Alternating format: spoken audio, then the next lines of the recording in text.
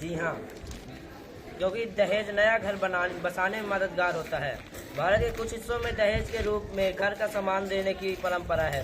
इसके तहत फ्रिज, बर्तन, कपड़े, टेलीविज़न, पंखा, चारपाई और यहाँ तक कि वाहन भी मिलते हैं। आपको पता भी है कि देश में कितने गरीब लोग रहते हैं। किसी गरीब घर की यदि बेटी है तो उसका कन्यादान नहीं हो पाता है। यदि अच्छा, तो आपका यह मानना है कि वो लड़की गरीब हो या अमीर, दहेज प्रथा होनी चाहिए? हाँ, दहेज प्रथा होनी चाहिए, क्योंकि दहेज की मदद से गरीब परिवारों के बच्चे जो पढ़ाई में अच्छे हैं वो उच्च शिक्षा के मौके भी तलाश कर सकते हैं। दहेज के लिए लोग एक से अधिक विवाह करते हैं। दहेज को लोग बिजनेस समझते हैं। लड़कियों की जिंदगी से खेलते हैं और उन्हें फिर मार डालते हैं। अगर दहेज बिजनेस नहीं है तो लक्ष्मी के रूप में तो हम 1 रुपया भी दे सकते हैं, लाख लेना जरूरी थोड़ी ना है। आज दहेज के बोझ के कारण ही बहुत से माता पिता ने अपनी बेटियों को शिक्षित करना शुरू कर दिया है, क्योंकि जब लड़कियां पढ़ी लिखी या नौकरी पेशा होंगी तो दहेज की मांग भी कम होगी।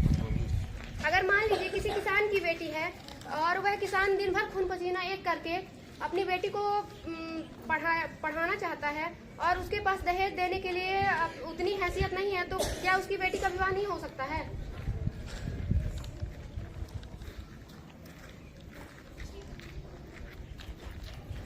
जी हाँ, बदसूरत लड़कियों हो सकती है जिनकी शादी नहीं हो सकती।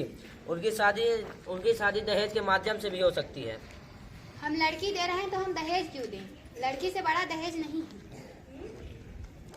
सुंदरता के सामाजिक पैमाने पर खरा न उतरने वाली लड़कियों की शादी आकर्षक दहेज के चलते अच्छे आशा दिखने वाले लड़के से भी की जा सकती है। भारतवर्ष इस प्रथा के लिए विश्व भर में बदनाम है, जहाँ लड़की के जन्म से ही उसे पराया धन कहा जाता है। लड़की को दहेज न ले जाने में या कम ले जाने में ससुराल में ताने सुनने पड़ते हैं और दहेज के कारण ही लड़कियों की जान भी ली जाती है। दहेज के कारण परिवार में शांति और एकता बनी रहती है। कुछ लोगों को लगता है कि दहेज प्रथा को खत्म नहीं किया जाना चाहिए।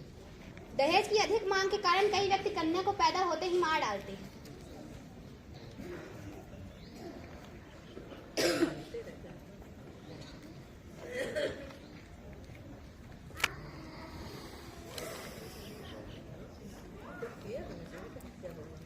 दहेज के बोझ के कारण आज बहुत से माता पिता अपनी बेटियों को शिक्षित करना शुरू कर दिया है, क्योंकि जब लड़कियां पढ़ी लिखी या नौकरी पेशा होंगी तो दहेज की मांग भी कम होगी। इसी प्रकार ये एक अप्रत्यक्ष लाभ है।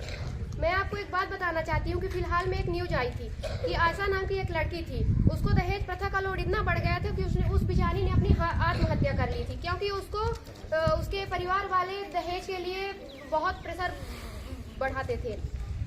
आखिर यह मुद्दा कहाँ से उठ गया कि उसने अपनी आत्महत्या कर ली? दहेज के ही कारण ना। ठीक है, मैं आपकी बात से सहमत हूँ। हम दहेज प्रथा के विरुद्ध हैं।